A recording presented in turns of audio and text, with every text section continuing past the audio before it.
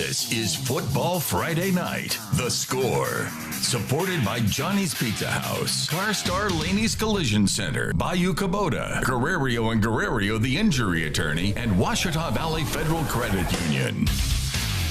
Welcome back into Football Friday Night, The Score Extra. Zach Rich and Darren Bryant, Shaw Pryor. We loaded week 10 of high school football. Obviously, we know it's about the time for the playoffs for MAIs. There is football playoffs going on already, but just lots of interesting football games. Week 10, and it didn't really feel like week 10 with the weather tonight, did it? Man, no. It's a little warmer than I would have liked. I felt like we were getting cold last week. I was like, man, I packed some gloves in my bag. I was ready to go. It did not cool down enough. Just give it a couple of days. Don't worry, it's gonna come back. It's coming right back. I already looked at next week and was like, I'm seeing numbers in the 30s and 40. I'm like, yeah. It might be time to go and head down to the Dome and start covering state championship football in that climate-controlled place. But let's get right to the action. 258 district, all the playoff implications. Our guy Jeremy had our game of the week. All right, at the heart, the powerhouse rivals Ruston versus West Monroe. It was time to put up or shut up. Bearcats get a stop early. Rebels have to punt it off, and Dalen Powell is the wrong man to kick it to. Defense, they thought they had him corralled, but he had other ideas. Reverse the field and nothing but green grass in front of him. Takes this one all the way back. The stadium, it felt like the ground shook on this one. Bearcats on top early 7-0. Trickery from the Bearcats this time. Coach didn't even want to see this play. Powell with the pass to Sam Hartwell, the quarterback. He's faster than he looks. I'm telling you, he looks faster than he used to.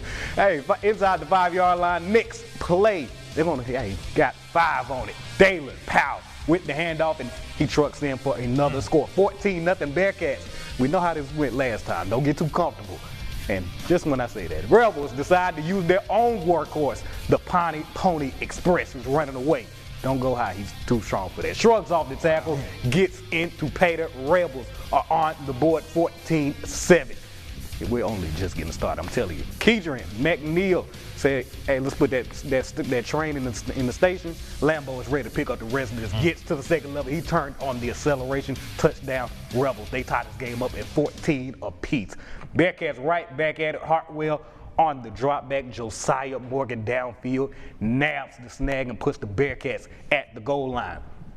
Handoff to none other than Powell plowing his way in for his 3rd touchdown of the game. We're still in the first half right now, folks. He was only getting started, I'm telling you. But the Pony Express wanted to rev that engine back up. Next drive for the Rebels, the big man. He's a big man that likes to move. He gets his way into the end zone. Another touchdown, all even at 21 apiece. The very next kickoff. I got 5 on it. Why do they keep kicking it to him? Dalen Powell once again lets the block set up, finds the crease and hit the hole in that 3rd year zone. Compton not catch him tonight. 4 first half touchdowns for that sophomore. Ruston takes back the lead. Rebels looking for an answer on their drive. Brady Gillo in the drop back finds Jordan Coleman on in the back end of the defense. No one in sight to catch him. He ties this game right back up. 28 apiece. Time winding down before the half though. Sam Hartwell on the QB draw right up the right side. Finds some room down the sideline, making his way downfield before being pushed out of bounds. Then it became the Josiah Morgan show. Back of the end zone, and he snags in 6. 35-28 going into the break for the Bearcats. No Dalen Powell now, out with injury. Hartwell, he's going to find Morgan on the opposite side, the left side for a dime. Bearcats lead this 42-28. They're extending that lead early. Couple drives later, Rebels hand it off to McNeil, and he keeps on making his defense look foolish. Slips out the tackle, back into the second level, and cribs it. He had 3 touchdowns tonight.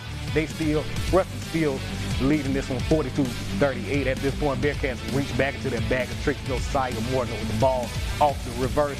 Bearcats moving, and he pushed out in the red zone. 1st down, Bearcats. 4th quarter now, Bearcats, they smell fear. You know the rule when in doubt, 5-6. Ahmad Hudson with the catch off the jump ball. Bearcats slam the door. Ruston takes the wild victory over West Monroe. Said, bring my crown back. The district champs are here. They win it 49-44.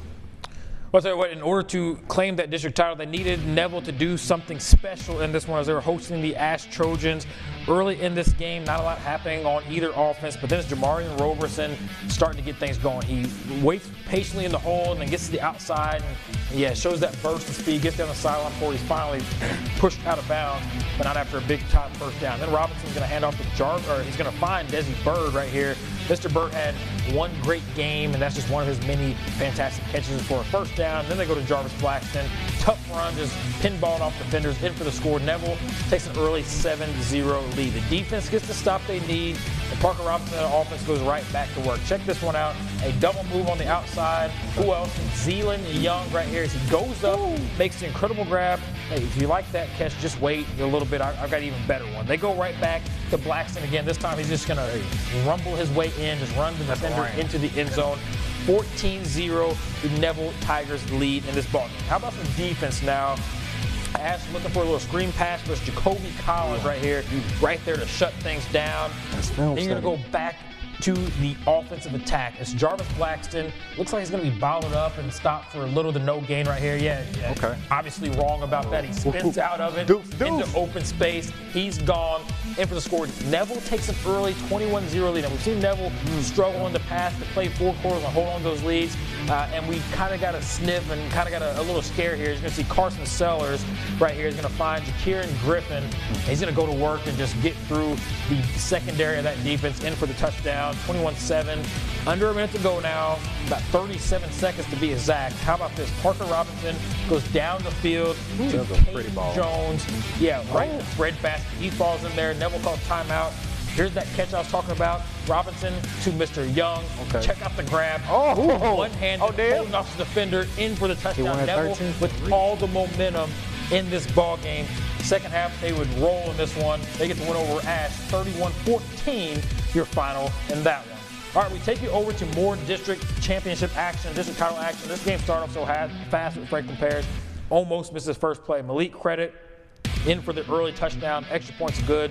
I'll tell you what, this game will be good. Both teams only getting started. Tioga now on the attack, as you're going to see right here. They're going to go with a quarterback pitch. And yeah, it's Kervin Johnson who's going to run for about 17 yards and pick up a first down at that point. These guys move fast to hurry up offense. And it's Kenny Pontier making another impressive run for Tioga right there. And he's in for the score as they're going to make it 7-7 at that point. Franklin Parish answers back as Des Ellis to DJ Neal to bring them near the goal line, 1st and goal. And then how about this? Traylon Martin. The offers just keep on coming in from everywhere. He's in for the score, 14-7 Franklin Parish. Tioga goes with the pass, picked off by Des Ellis. He's going to take it all the way back to pick 6, 21-7. They just score at that point. Tioga looking for some more positive yards, as you're going to see them right here pushing down the field. And that offense looking to go to work. It's a nice 30-yard pass to Kervin Johnson, first down, but they're going to get a turnover on downs, giving the Patriots the ball right back. And when you give them the ball back, they're going to go right back to work, as we've seen this offense so powerful. It's DJ Neal zigzagging his way down near the goal line. Put him on skates right there. Grass. Not one, not two, down near the goal line at that point. And then he's going into the second quarter now. Patriots at the goal line. Some post-Halloween trickery is pulled by Franklin Parish. They score again. Extra point is good. Action-packed game, and that was only the first quarter, but it will be Franklin Parish going on to dominate and get the win over Tioga, 61-22, your final in that one. Let's do some Farmerville football now. Yeah, we're heading out to Farmerville. We're going out to Union Parish for this game. We got Darbon Woods taking on Homer at Timberwolves Stadium. And this one is going to start off quick. It's a handoff to Ethan Thrash, and he's going to break a tackle before he gets a few more yards and he's taken down. And, you know, I love when these running backs have hands, too. The QB, Dalton Albritton, looking deep, and he finds Ethan Thrash again for a complete pass and for a first down before they hand it off to Jazarian Livingston, and he's going to get this run here, or actually the QB is taking the run now, and he's going to zigzag his way all the way around the defense. It's going to be a touchdown for the Timberwolves, and now the Pelicans looking to respond. It's a quick pass, and that one is shut down by the defense. That one gets shut down, and Now the Pelicans, how do we respond? Well, it wasn't working through the air. Let's go to the ground. We're going to get a quick run here from the running back. It's Jamarian Pickens, who's going to carry some defenders on the way to a first down. And then there's Delario Jones. He says, hey, take a breather. I've got it from here. He's going to carry this one all the way into the end zone, and the Wolves would not turn it over on their next possession, but here come the Pelicans again. Here come the Wolves looking there. The defense gets to stop. It's Pelicans ball. Now the Pelicans are looking, and they're going to go and pass this one deep. This one is a beauty through the air, but it's in and out of the hands of the receiver. It's broken up. Yeah, this game was a tight one. It was a battle. You see the run game here is finally working for the Pelicans, and they would end up getting the win in this one. The Homer Pelicans win this one 49-42. Very well. Let's show you some other high school football scores. The Walton Wildcats hang on to take down the Peabody Warhorses 29-20. Fantastic game from Coach D.R. and company over there. The Gina Giants, no problems at all with the Buckeye Panthers. 52-0 shutout. How about this? Caldwell Parish with a shutout victory over the Vidalia Vikings, 47-0. What a fantastic way to end the season. Unfortunately for the Bastrop Rams, their season not ending on a high note. The struggles continue. They fall to North Webster, 37-0. Your final on that one. Jeremy, let's take it away in Lincoln Parish now. All right, let's go over to the Lincoln Prep Panthers, traveling a few miles to see the Arcadia Hornets. Bryce Gates to Marcavius Roan. He rumbles in for a touchdown to get on early. Joshua Kelly on the next play. Joshua Kelly went past this one to none other than Trey Spann. You want to go and get the ball to him, and not going to get much. Arcadia Hornets corralling him. Spann this time said, I want a little more than that. Takes this one all the way up through the teeth of the defense and runs right in. This time he's going to get in for a touchdown. Then it was Roan again for a first down run. Going to keep it himself and just get all the way up the left side and get down for a 1st and 10. Then it was the pass over to Gates again, down and just rumble it, just getting down. Oh, look at this field, y'all. Hey, y'all should have feel they. Hey, they was playing hard, man. Hey, they was playing hard. That's how you got to do it. We don't really have a score for this. It was a back and forth battle here. We're going to get that score to you as soon as we have it. All right, well, let's move on to some MAIS action. We've got some playoff action as the undefeated River Oaks Mustangs are taking on the Silver Bay Saints. And here we go to this one. The Saints are starting off with the ball. And this was a long, methodical drive. It actually took almost the entire first quarter. Wow. You see the QB, Micah Odom. He makes a cut, gets tripped up here, but don't worry. He's going to make up for it. Micah Odom is going to find the end zone and give the Saints an early 6-0 lead. But now it's time for the Mustangs to get some action, and their first drive starts off pretty much in the second quarter, but it's John David Green galloping his way to a big gain, and Caden Raver says, I'll finish this one off. Taking the snap, doing it himself, and finding pay dirt, and they get the 2-point conversion to take an 8-6 lead. But the Saints, they came to play in this one. They're not going away, and they're going to try to prove that they wanted more than River Oaks. Check out Micah Odom on this one, spinning, big third down run, and he's going to find and fight his way all the way to a first down. That's a big run for Mike Odom. He was doing it all game long. So coach is going to reward him with another trip to the end zone. And they would convert their 2-point conversion this time and go up 14-8. The Mustangs now with a chance to score before the half. But here comes the Silver Bay Saints defense. It's going to stuff this run to the outside, and they are starting to feel that momentum. And they're going to carry that momentum into the break, and at halftime coming out and get an onside kick to start the half. Everyone at Robert Hanna Field is starting to feel an upset Ruben. But the River Oaks defense says not so fast. Here's a big 4th down stop coming from Lewis McDaniel. River Oaks starting to get the momentum back on their side, and now it's time for the Andrew Robinson show. Keeps it himself. He's going to make a move right here and make this guy miss. Right there into the end zone for the touchdown. The Mustangs are going to tie it at 14. And now Robinson, at kicker, gets an onside kick of his own. This one recovered by Montavious Murphy. River Oaks starting to feel the momentum come back their way. So Robinson did it on the ground, on special teams. Now it's time through the air. And he's going to find Caden Raymer, who's going to moss his defender. That's a baller. Stare him down as he goes into the end zone.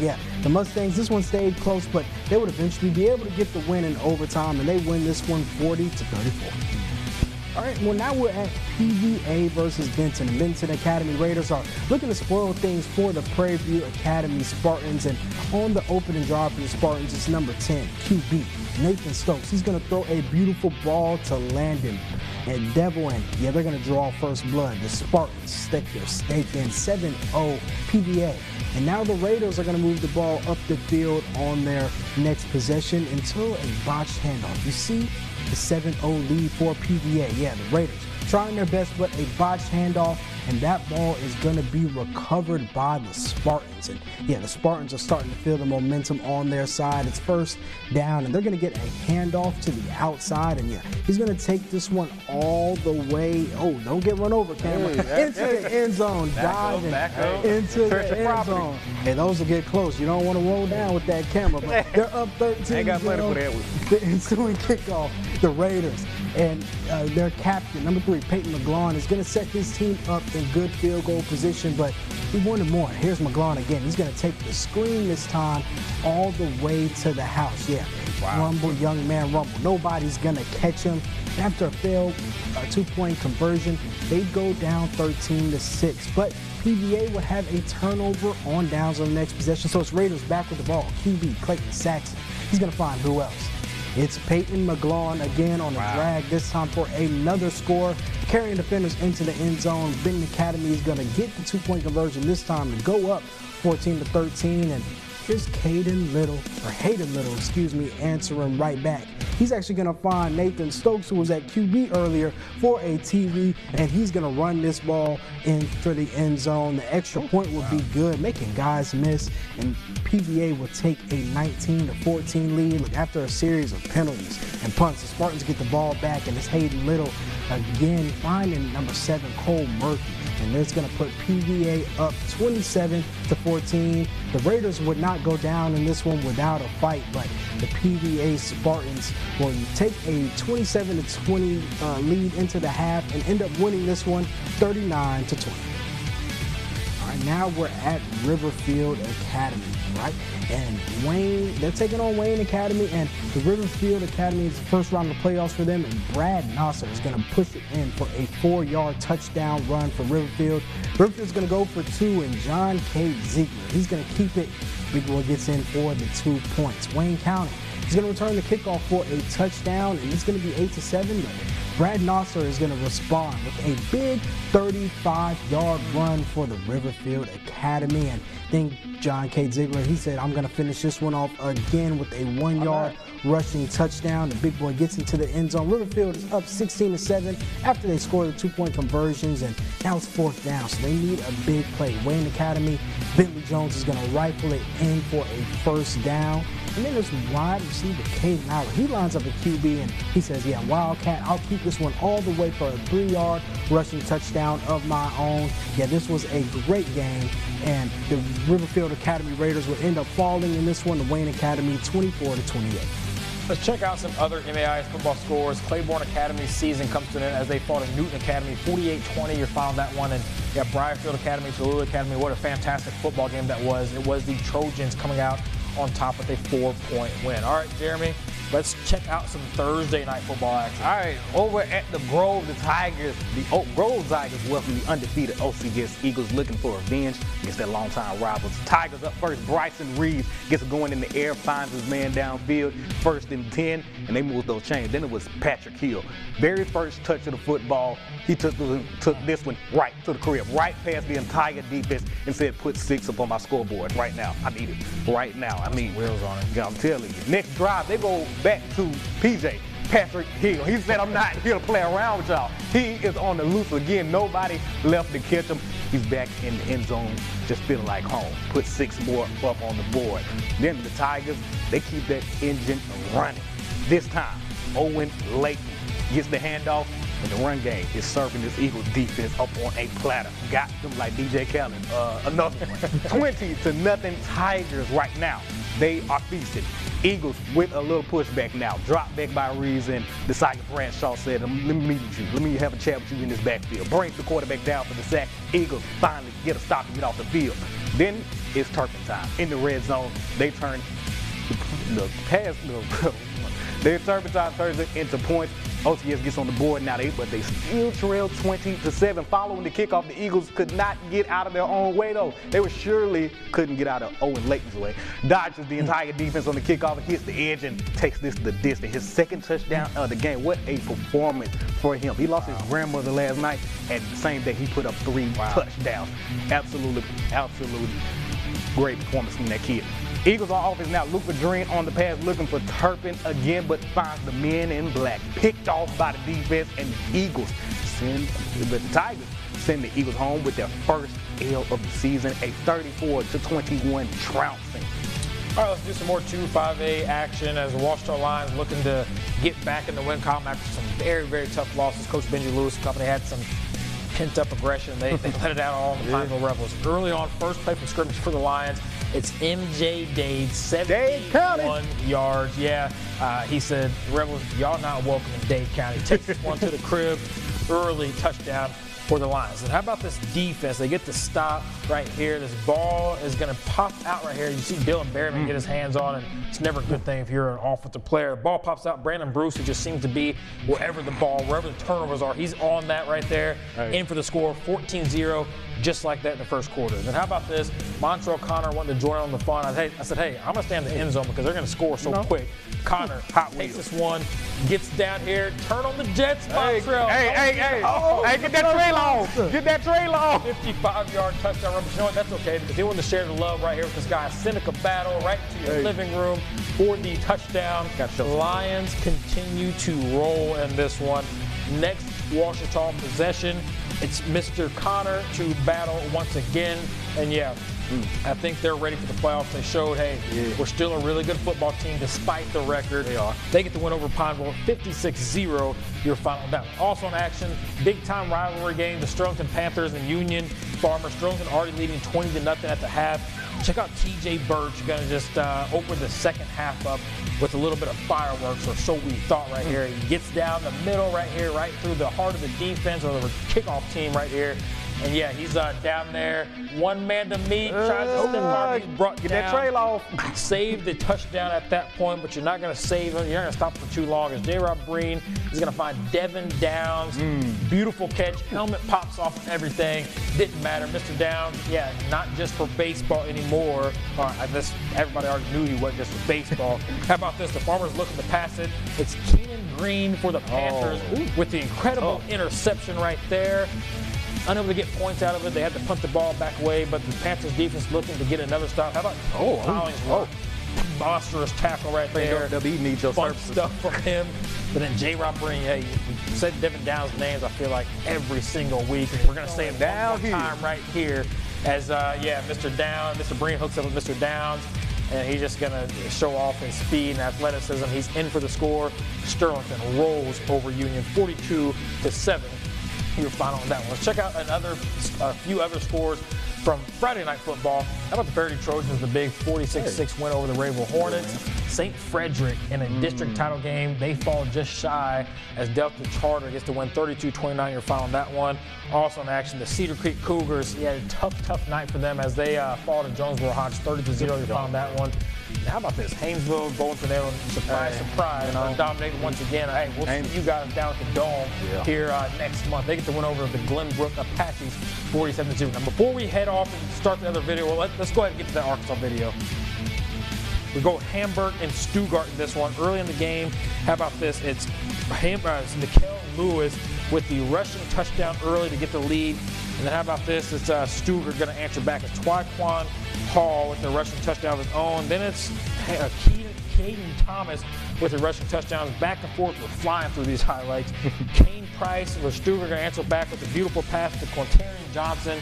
He gets in for the score. The half ended tied at 28. Second half now, Stuttgart's Kane Price is going to score a rushing touchdown, diving for the pylon right there. Hamburg would answer right back to us. Mr. Lewis, this young man had like 2,000 plus yards in 8 weeks of the high school season. Let that set in right there. That would set up Arkansas rushing touchdown record, 47 touchdowns with that score. But Stuttgart was just too much for the Lions. They go on to get the win and win the conference championship with the final score 52-41. Their final on that one. All right, Johnson City hosting Spring Hill for senior night. Dragons going to start on offense, hand it off to the Colin Hampton getting ready for track season, hurdles a defender before the Bears bring them down. And then the handoff to Ja'Cory and Larry rumbling up the middle and pushing that power for a first down. Larry looking for pay dirt now. He got another handoff up the middle. He pushes his way into the end zone and brings a few defenders in. You know, everybody is welcome in this end zone. It's a touchdown. Spring Hill now. Timothy Lanes looking for Lucas Smith downfield, but Jermaine Kennedy had another idea. He comes up with this big deflection for the Dragons. Spring Hill looking for some trickery, but got a little too cute with the ball. And Jackson Caldwell says, I'm about to make you look hideous. Pricks up the football, and then Mama pick up the phone. It's a house call. Dragons run it back, roll over Spring Hill to a 53-0 shutout. Well, that's a wrap on Week 10 of the LHSA high school football season. But before we get out of here, regular season officially over. Give me each of you. I want to know what we know so far. Who do you like, and who do you think has a chance to make a run at the Dome this year? I've been really impressed by Neville the past couple of weeks. You know, really a butt whooping of Ash in there today. They just got the win over West Monroe, and I feel like they're really coming into their own. I mean, they really could have had a share of this district championship today. So Neville is a team that started off really slow, but I think it's starting to really come into form as the season continues. But those Ruston Bearcats, and I know Jeremy is thinking about them over there. They're dangerous. I think they're probably going to put that team in the division. All right, before we get, how much time we got? That's all I want to know. That's all I got. But before we start, I always want to send out prayers to Daily Powell. Barry went down with injury tonight, but aside from that, like I said, my Ruston Bearcats look very good tonight. Now, I'll give some respect. Hey, Neville have turned their season around. They are a completely different team than before the season, and I think that those losses, the lumps they took, have done nothing but done them a service to now. But Ruston looks very good. But on the flip side of that defense ain't very good either. West Monroe, that defense ain't very good either. It showed tonight. These are two very good offenses, but to compete in the Dome, to compete to get down there, they're going to have to show something defensively. Like tonight, 44 points on each side, and you look at it and say, well, we got some great offenses, but I'm pretty sure them defenses were not that very happy tonight. So, like, what we know right now, we know that 5A is very much the most competitive district in the entire state. Now, something else. Oak Grove also turned their season around. They took an early loss as well. Now they turned it around. It doesn't look the same as what we're used to seeing with the Jackson Bradley, with the Jay Freeman. This is a new Oak Grove that we're going to get used to seeing. That is a team that is going to very much go far, and obviously, Sturgeon. Not enough can be talked about them this season where they have really plowed through the entirety of their schedule. They look very good, and I would pencil them. They better load it right now, pin in your hotel to get down there to the Dome. I think it's happening this year again. I'll tell you what, I'm going to go, there's a hot take for some. If you're in Winsboro, Louisiana, you're going to love this take. My team I'm loving right now is Franklin Parish. I think they've been so close, a second consecutive district title. We're seeing, Traylon Martin with all the recognition, obviously Des Ellis, what that does, or what he does with that offense, and not just the offense, the defense. You got Des Ellis playing both ways. How many teams is your quarterback playing both ways? Not just on the field playing, but Des Ellis is throwing touchdowns at quarterback. He's on defense, pick sixes. They can hit. It's like he's doing it all. I love this team. I think they've got that. Franklin Parish has that mentality. They fell short last year. I think they're playing with a chip on their shoulder. And the games that you're supposed to win, they're not making it close. They're just dominating. Love to see them though, but like you said, that 2-5A district, we knew from day one it was so wide open, and how much more fitting could it be to head into Week 10 with 4 different scenarios and 4 potentially different district champions. But huge win for Neville. He's back healthy. Hoping we get some, Jeremy and I were talking about this and saw as well, some of these teams get some buys in the first round. I think there's a much needed rest. If you play in the 2-5A district, don't need a rest. Don't sleep on Washington. They're still a very tough team. That's a team I want to touch on as well. I'm glad you mentioned that. I think you look at their district record and say, this team's not going to make it very far. And they're probably going to get a higher seed in the playoffs. But they're going to be a higher seed that nobody wants to see. They're going to be the most athletic, the most talented, top 15, 10-15 seed that we're going to see in the playoffs. They're going to be scary to watch. I think back to that game that they had against Neville at their house. and you decide to go for 2, you don't get it. But you're 2 minutes away from closing that game out, potentially sending it into overtime or getting that big win. And they're so close to getting over that hump right now. Maybe we'll see them finish off one of these games in the playoffs. Yeah, absolutely. To that point, we talk about the Neville game. I go back to the Woods Monroe game where, if one pick six away, we could have a different conversation about them. So I think the thing with them, they're a very tough team. And the thing with these losses, you look at the record and say, the only team they beat in this district is Pineville. That's when you have to really look at what happened in these games. Exactly. They lost these games really close. Each game was, 4 points, 2 points, 7 points. These were very close losses. They just couldn't get over the hump. This is a team that if I'm a 19, 23, 28 seed, I don't want to see Washington. That is a tough team because they're going to go into the playoffs. We're going to see what the seeding is, but they're going to get a seed, and some poor soul in the playoffs is going to have to face Washington and say, I don't want to see them. I got to mention too. You mentioned the Neville game, the West Monroe game, the Ash game. Yeah. Ash game. They've got the ball, game tied with about 2 minutes, under 2 minutes to play. Controversial call, could have been called PI, interception. Ash goes down and scores. When you give Ash the ball back like that, which was I'm so impressed with Neville. We've seen Neville struggle to let teams back in games, but they finish. But Washington, they were in that game. I think that's a game they should have won, a game they could have won. So as you said, playoff times they're gonna be a scary team to face. But week 10, that's it here. It's time we ain't done yet. Hold on. We ain't done yet because I see the red. On. See the red. Now I leave for 1 week, and you got everybody fired. I leave 1 week, you got everybody fired. Auburn's coach gone, LSU coach gone, and we're gonna have a good time down there in Tuscaloosa. We definitely is. We're going down to Tuscaloosa tomorrow to see the Alabama Crimson Tide get the wonderful victory. I don't know. We're gonna see. We're gonna see. We might see LSU. Find some grit. They're gonna find some confidence. Hey, Frank, I believe in you. We gonna get this done Saturday. We gonna get this done. It's gonna be a long car ride tomorrow, back and forth down over to Alabama, over to Tuscaloosa. They're gonna have a recap for you this weekend from that game, LSU, Alabama. We know the first Saturday in November will Be the last Saturday in November for them. Hey, that's all for week 10 of high school football. We'll see you right back here for the start of postseason. Can't wait, guys. We'll see you next week.